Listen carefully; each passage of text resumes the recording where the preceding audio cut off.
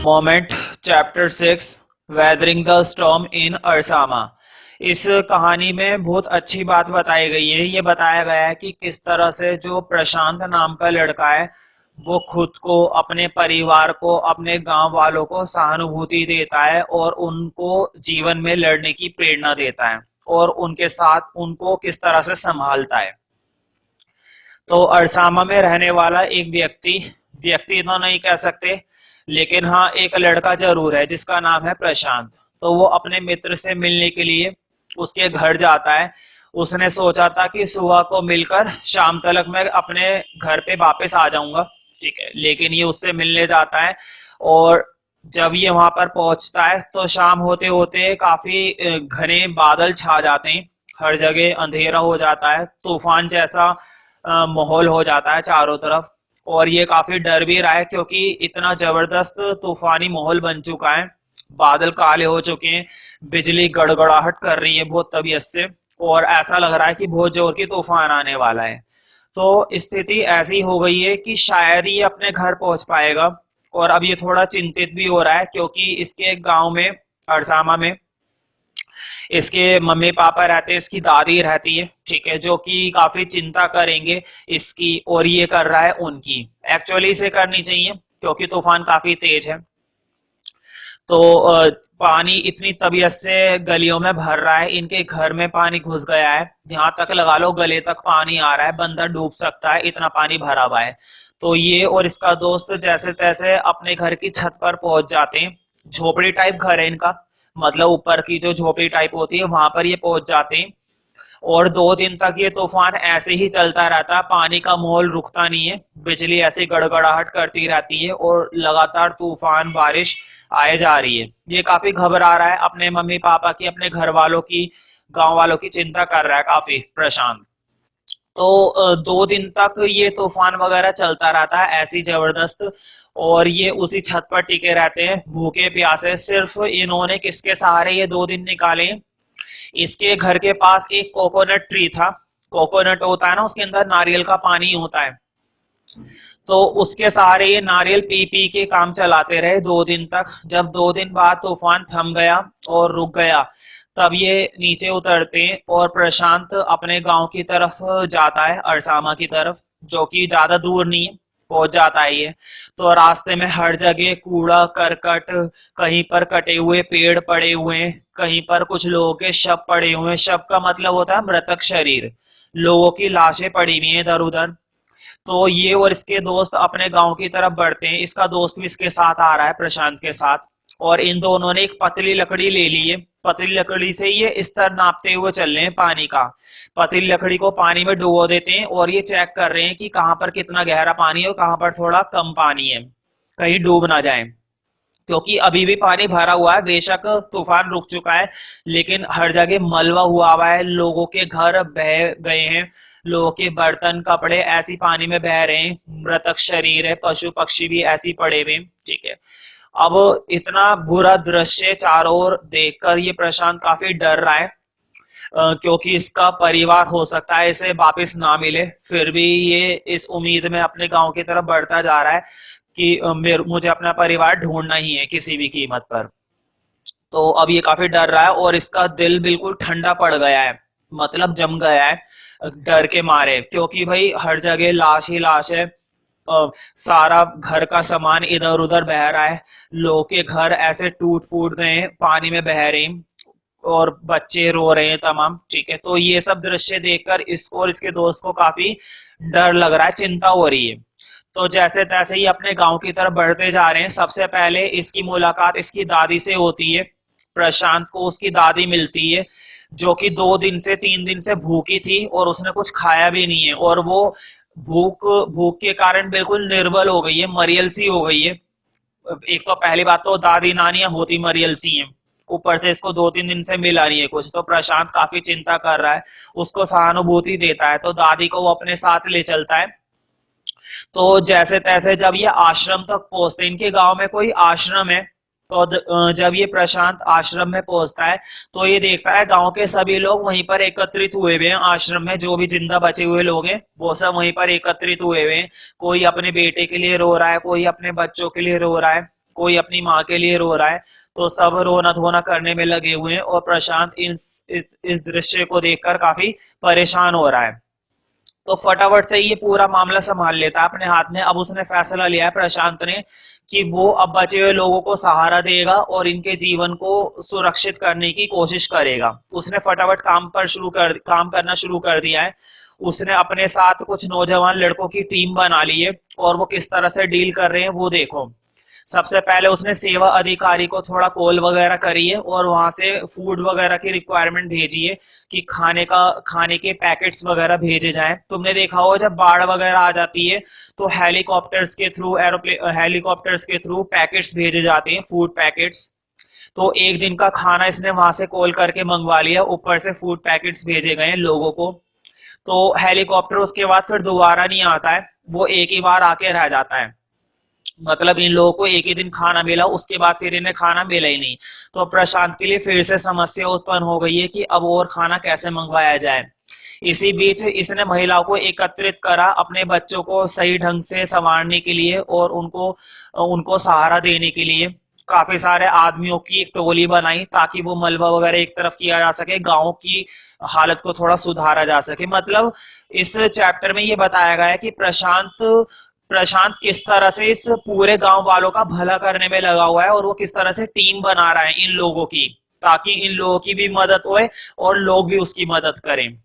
तो जब खाना नहीं आया 6 दिन तक, 4-5 दिन तक, तो इसने एक ऑप्शन और रखा, एक काम करो सभी खाली बर्तन लेकर आओ अपने अपने। तो सब खाली बर्तन एकत्रित कर लेते हैं, इकट्ठे कर लेते हैं और खाली बर्तन लेकर छत पर लेट जाते हैं और पेट पर खाली बर्तन रख लेते हैं। तो जब भी कोई हेलीकॉप्टर वहां से निकलता है छत ऊपर से आसमान से, तो वो इशारा समझ जाते हैं कि इन्हें भूख लग रही है और ये पीड़ित हैं। ये एक इशारा होता है, छत पर लेट जाओ और खाली बर्तन अपने पेट पर लेकर लेट जाओ। तो हेलीकॉप्टर वाले समझ जाते हैं कि यहाँ पर ये दुर्गति हो रही है, इनकी इनको खाने की जरूरत है। तो फिर इनका खाना आने लगता है, फिर से फूड पैकेट्स आने लगते हैं हेलीकॉप्टर के थ्रू और फिर रोजाना वहां से फूड पैकेट्स आने लगे जब से इन्होंने ये टेक्निक रोज करने लगे। तो इस चैप्टर में ये बताया गया था कि प्रशांत ने किस तरह से पूरे गांव वाले की स्थिति को सुधारने का मौका अपनाया और उसने किस तरह से इन सभी को गाइड करा। ठीक है, तो अब तुम्हारे पास नोट्स होंगे और इसके कुछ क्वेश्चन आंसर है। तो मैं moment chapter 6 weathering the storm in Ersama. Storm का मतलब होता है तूफान और वेदरिंग का मतलब होता है तूफानी, मतलब इतना खतरनाक तूफान आता है अरसामा में। Short answer type questions. First question देखते हैं, where was Prashant and his friends during the 2 days of super cyclone. Super cyclone का मतलब होता है बहुत ही जबरदस्त खतरनाक तूफान। साइक्लोन का मतलब ऐसे होता है तूफान, और सुपर साइक्लोन मतलब बहुत जबरदस्त तूफान। साइक्लोन कहते हैं छोटे मोटे तूफान को नहीं, जब घर के घर उड़ जाते हैं, छतों की छतें उड़ जाती हैं, ऐसा साइक्लोन, विनाशकारी तूफान। तो प्रशांत और उसका मित्र 2 दिन तक कहां रहे जब तक ये सुपर साइक्लोन आता रहा। What did they live on? वे कैसे जीवित रहे। Where did they get their food from? उन्हें खाना कहां से मिला। तो बताओ 2 दिन तक प्रशांत और उसका दोस्त उसकी छत पर रहे थे ना, उसके दोस्त की छत पर, और वो किसके सहारे रहे थे, कोकोनट के पानी के। When super cyclone hit coastal area, जब सुपर साइक्लोन आया कोस्टल उड़ीसा में। कोस्टल का मतलब होता है तटीय क्षेत्र। तटीय क्षेत्र मतलब जिसके आसपास समुद्र वगैरह होते हैं। ठीक है, तो जब उनके उड़ीसा में, कोस्टल उड़ीसा में ये सुपर साइक्लोन आया था, Prashant was at his friend's house. तो प्रशांत अपने मित्र के घर पर था। विद नेक डीप वाटर, और कहां तक पानी आ गया था, गर्दन तक, neck deep water. They spend 2 days on the roof of the house. उन्होंने 2 दिन बिताए घर की छत पर। And live on tender coconuts, और किसके सहारे जीवित रहे, टेंडर का मतलब होता है सहारे, किसके सहारे जीवित रहे वो, कोकोनट्स के, मतलब नारियल पानी पी पी के काम चला रहे थे। ऑफ दोस 2 trees, उन 2 पेड़ों के, which had fallen on the roof, जो उनकी छत पर गिर गए थे, मतलब तूफान के कारण वो पेड़ उनकी छत पर गिर गए थे, और भला हुआ तूफान का जो वो पेड़ उनकी छत पर गिर गए, वरना इन्हें कोकोनट भी नहीं मिलते। नेक्स्ट क्वेश्चन देखते हैं, question number 2, Why was it difficult for Prashant to travel back to his village? प्रशांत के लिए ये काफी मुश्किल क्यों था विलेज वापस जाना? बताओ। उसके लिए इसलिए मुश्किल हो रहा था क्योंकि रास्ते में हर जगह मृतक शरीर थे, कहीं पर पेड़ पड़े हुए थे। वो आगे बढ़ता जा रहा था और डरता जा रहा था कि मेरे परिवार का क्या हुआ होगा। ये इस सच्चाई का सामना करना उसके लिए बहुत मुश्किल था। तो आंसर देखते हैं। All around there was neck deep water, हर जगह चारों ओर गर्दन तक पानी भरा हुआ था। Dead bodies of animals and human beings floated, जो जानवरों के और मनुष्य के मृतक शरीर थे वो फ्लोट कर रहे थे, मतलब बह रहे थे, इधर उधर तैर रहे थे। Recognising the places was also difficult, जगह को पहचानना बहुत मुश्किल था, मतलब उसे पहचान में ही नहीं आ रहा था कि उसका रास्ता कहाँ पर है। हर जगह घर वर टूटे पड़े थे, पता ही नहीं चल रहा था कहाँ को जाना है और कहाँ को नहीं जाना। Because many villages had been totally destroyed, क्योंकि कई सारे छोटे छोटे गांव वहां पर बर्बाद हो चुके थे। डिस्ट्रॉयड का मतलब होता है नष्ट हो जाना। तूफान के कारण सबों की हालत खुशक हो गई थी बिल्कुल। Next question. His heart went cold, उसका हृदय ठंडा हो गया था। इसका मतलब समझते हो ना? जब हर जगह लाशें दिखाई देंगी और हर जगह तबाही दिखाई देंगी तो एक बच्चा तो थोड़ा डर ही जाएगा। उसका दिल बिल्कुल रुक सा गया था कि मेरे परिवार के साथ क्या हुआ होगा, शायद मेरा परिवार बचा होगा या नहीं बचा होगा। हिज हार्ट वेंट कोल्ड, उसका हृदय ठंडा हो चुका था। When he reach his village, जब वह अपने गांव पहुंचा। वाई, क्यों, ऐसा क्यों हुआ था? तो तुम तो समझते ही हो क्यों हुआ था। अब आंसर देखते हैं। Because in place of houses, क्योंकि घरों की स्थानों पर there were little pieces of roof, छतों के कुछ टुकड़े ही बचे थे। मतलब घर तो बिल्कुल ही गायब हो गए थे, बची कुची क्या थी? छतें। Household goods were washed away, जो घरेलू वस्तुएं थी वो हर जगह बह गई थी, धुल गई थी, मतलब रास्ते में उसे हर जगह घरेलू वस्तुएं तैरती हुई दिखाई दे रही थी। Not even a single soul could be seen, एक प्राणी भी नहीं दिख रहा था जगह। यहाँ पर सोल का मतलब ऐसे आत्मा भी होता है, लेकिन यहाँ पर आत्मा से नहीं है, यहाँ पर प्राणी से। एक सिंगल आदमी भी नहीं दिख रहा था उसे कहीं पे भी। All his maternal grand mother could be scene, सिर्फ उसे दिखाई दी अपनी ग्रैंड मदर, दादी माँ, could be scene. Her ice, हाँ, मैटरनल ग्रैंड मदर का मतलब यहाँ पर दादी माँ नहीं है, नानी है, उसकी नानी दिखाई दी। Her eyes were full of tears, उसकी आंखों में आंसू भरे हुए थे। नानी की आंखें बिल्कुल नम थी और वो दुर्बल हो चुकी थी क्योंकि उसने 2-3 दिन से कुछ भी नहीं खाया था। लास्ट क्वेश्चन देखते हैं। What did Prashant do for the betterment of the shelter, Prashant ने उनके सहारे को सुधारने के लिए क्या किया? उनको बेटर बनाने के लिए, मतलब उनको सहारा देने के लिए उसने क्या किया था प्रशांत ने?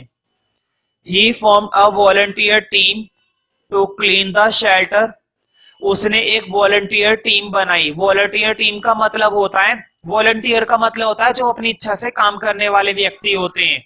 इसने किसी पे दबाव नहीं डाला था, इसने तो बस उन लोगों को ऑप्शन दिया था अगर तुम लोगों को अपनी स्थिति सुधारनी है तो मेरे साथ मिलकर काम करोगे तो बढ़िया रहेगा। तो सभी अपनी इच्छा अनुसार तैयार हो गए थे। तो वॉलंटियर का मतलब वो व्यक्ति जो अपनी इच्छा से काम करते हैं। तो इसने एक वॉलंटियर टीम बनाई थी to clean the shelter of all the filth, जो भी उनकी रहने की जगह थी उनकी गंदगी को सफाई करने के लिए। फिल्थ का मतलब होता है गंदगी, मतलब वो अकेला गंदगी थोड़ी ना साफ करेगा, जब सब मिलकर काम करेंगे तभी कुछ कर सकता है। तो उसने एक टीम बनाई थी, वॉलंटियर टीम, फिल्थ को साफ करने के लिए। फिल्थ का मतलब गंदगी। यूरिन, यूरिन का मतलब होता है मूत्र, वॉमिटिंग, उल्टी वगैरह। एंड फ्लोटिंग कार्कसेस, कार्कसेस का मतलब होता है मृतक शरीर, मतलब हर जगह जो मरे हुए डेड बॉडीज पड़ी हुई थी उनको हटाने के लिए, एटसेट्रा। और भी बहुत सारा सामान था जो उन्हें सफाई करनी थी अपने गांव में, मलबा वगैरह सब इसमें ही आ जाता है। ही सपोर्टेड एवरीवन फिजिकली, उसने सभी को सपोर्ट करा प्रशांत ने फिजिकली, शारीरिक रूप से, मतलब वो अपने शरीर से पूरी मेहनत कर रहा था उनके जीवन को सुधारने के लिए। एंड इमोशनली, और भावमयी तरीके से भी, मतलब वो अपने मन से भी मेहनत कर रहा था। To make it a better place to live in, उनके स्थान को बढ़िया बनाने के लिए ताकि वो वहां पर फिर से बसेरा कर सके और रह सके।